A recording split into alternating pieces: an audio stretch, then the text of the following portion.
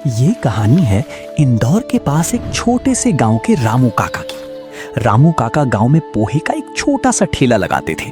उनके पास कोई बड़ी दुकान नहीं थी, बस एक पुराना ठेला था। लेकिन उनके हाथ के बने पोहे का स्वाद पूरे जिले में प्रसिद्ध था। लोग उन्हें प्यार से गांव का नंबर 1 इंदौरी पोहे वाला कहते थे। उनके पोहे सिर्फ स्वाद में नंबर 1 नहीं थे, बल्कि उसमें एक अनोखा जादू था। जो कोई भी खाता दोबारा जरूर आता था। उनके परिवार में केवल उनकी भतीजी थी, पीहू, जो देख नहीं सकती थी। रामू काका का एक ही सपना था, पोहे बेच बेच कर इतने पैसे जोड़ना कि एक दिन पीहू की आंखों का ऑपरेशन करवा सकें और उसे ये खूबसूरत दुनिया दिखा सकें। वो रोज सुबह 4 बजे उठते, बड़े प्यार से प्याज, हरी मिर्च, धनिया काटते, हल्दी मसाले मिलाते और चूल्हा जलाकर पोहे बनाना शुरू कर देते थे। पोहा तैयार होने के बाद वो उसे बड़े बड़े भगोनियों में भरकर अपने छोटे से ठेले में सजाते और सूरज निकलने से पहले ही मुस्कुराते हुए दुकान लगा देते थे। गांव का कोई भी गरीब जब उनकी दुकान के सामने से गुजरता तो वो उसे बिना पैसे लिए भरपेट पोहे खिलाते थे। अरे चाचा, पहले पेट भर लो, फिर काम पर जाना। लेकिन बेटा, अभी मेरे पास पैसे नहीं है। भूख का कोई दाम नहीं होता चाचा, इंसानियत सबसे बड़ी दौलत है। रामू काका बड़े प्यार से चाचा को अपने स्पेशल पोहे एक प्लेट लगाकर देते हैं। सुबह से ही दुकान के सामने लंबी लंबी लाइनें लग जाती थीं। लोग दूर दूर से उनके पोहे खाने आते थे। कई बार दोपहर से पहले ही सारे पोहे बिक जाते थे। रामू काका के पोहे अब और भी ज्यादा मशहूर हो गए थे, जिससे उनकी कमाई भी दोगुनी हो गई थी। हर शाम वो अपनी कमाई का एक हिस्सा अलग गुल्लक में डाल देते थे। वो गुल्लक पीहू के ऑपरेशन के लिए थी।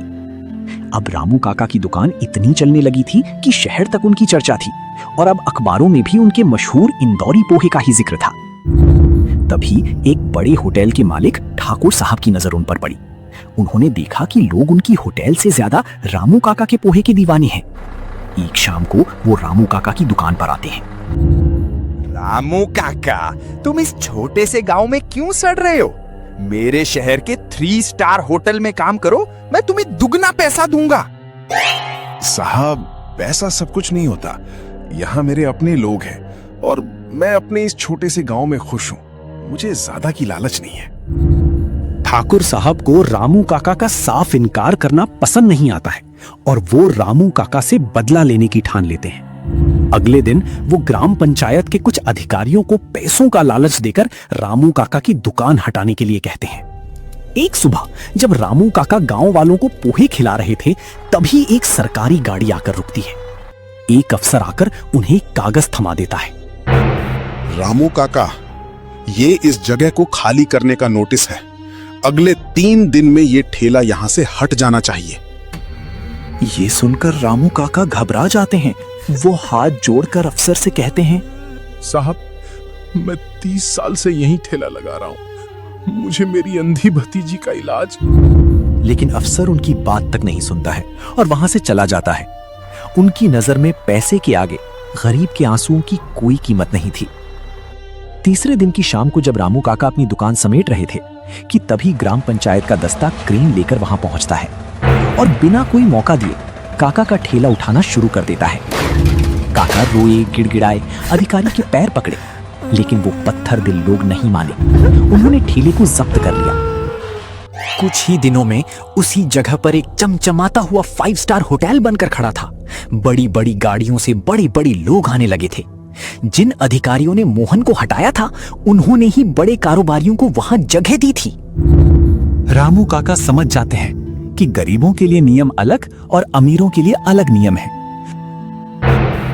छोटे लोगों के लिए उस होटल में कोई जगह नहीं थी।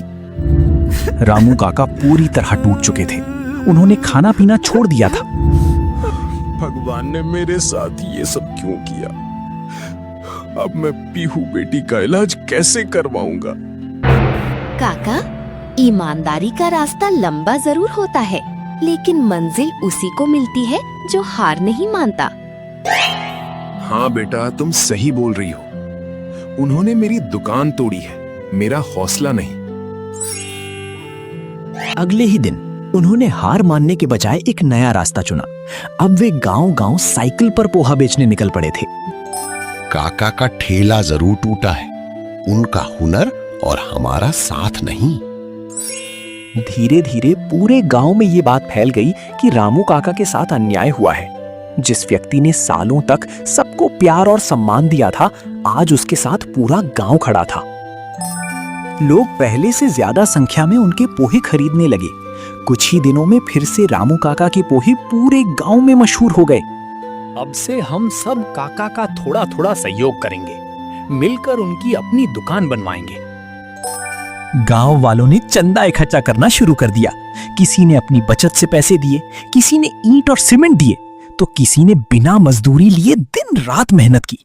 ये सिर्फ एक दुकान नहीं थी, ये पूरे गांव के प्यार, सम्मान और एकता की मिसाल थी।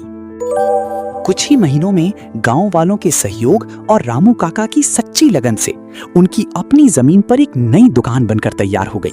इस बार दुकान पहले से भी बड़ी, सुंदर और शानदार थी। जिस इंसान को एक दिन सड़क से हटाया गया था, आज वो अपनी खुद की जमीन पर सम्मान के साथ खड़ा था। रामू काका की आंखों से खुशी के आंसू बहने लगे। मैं सोचता था कि मैं अकेला हूं, लेकिन आज समझ आया कि मेरा परिवार पूरा गांव है। अब पहले से भी ज्यादा ग्राहक आने लगे थे। रामू काका की कमाई भी कई गुना बढ़ गई थी। 1 साल बाद आखिर वो दिन भी आ गया जिसका सभी इंतजार कर रहे थे। पीहू का ऑपरेशन सफलतापूर्वक हो गया। जब डॉक्टर ने उसकी आंखों की पट्टी खोली तो उसने पहली बार अपनी आंखें खोली। उसकी नजर सबसे पहले रामू काका पर पड़ी। काका, आपकी मेहनत की वजह से अब मैं भी ये खूबसूरत दुनिया देख पाऊंगी। रामू काका की आंखों से खुशी के आंसू बहने लगते हैं। जिस बच्ची ने कभी अपने काका का चेहरा नहीं देखा था, आज वो पहली बार उन्हें अपनी आंखों से देख रही थी। रामू काका की वर्षों की मेहनत, त्याग और संघर्ष का फल आज उन्हें मिल चुका था।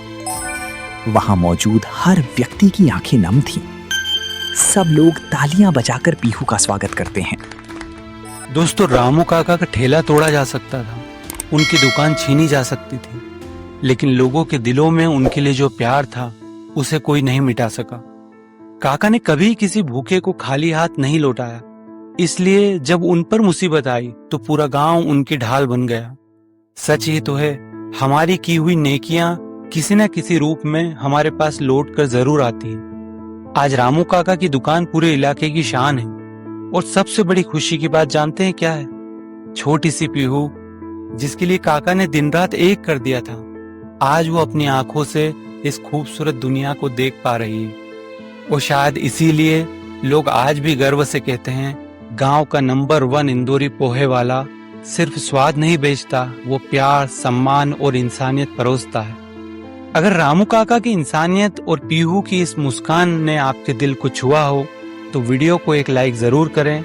हमें कमेंट में बताएं कि कहानी का कौन सा हिस्सा आपको सबसे ज्यादा भावुक कर गया। इस प्यारी सी कहानी को अपनों के साथ शेयर करें और ऐसी ही दिल को छू लेने वाली कहानियों के लिए चैनल को सब्सक्राइब करना ना भूलें। धन्यवाद।